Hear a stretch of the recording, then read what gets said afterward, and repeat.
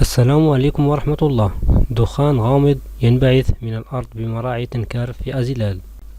السلطات المحلية بإقليم أزلال ورجال المياه والغابات سارعوا إلى التنقل إلى مراعي تنكارف التابعة لجماعة وقيادة تكلفت بإقليم أزلال بمجرد توصلهم بمعلومات تفيد خروج دخان أبيض من تشققات أرضية بالمنطقة بشكل كثيف وغير مألوف. ووفقا من برداته فإن الظاهرة تسببت في انتشار إشاعات وتكهنات بين سكان المنطقة، حيث رجح البعض أن يكون السبب نشاطا بشري غير قانوني، فيما اعتقد آخرون أن الأمر له علاقة بنشاط بركاني خامد. وأضاف أن الغموض لا يزال يكتنف هذه الظاهرة بالرغم من تشكيل لجنة مكونة من ممثلين عن السلطة المحلية وإدارة المياه والغابات للتحقق من الوضع.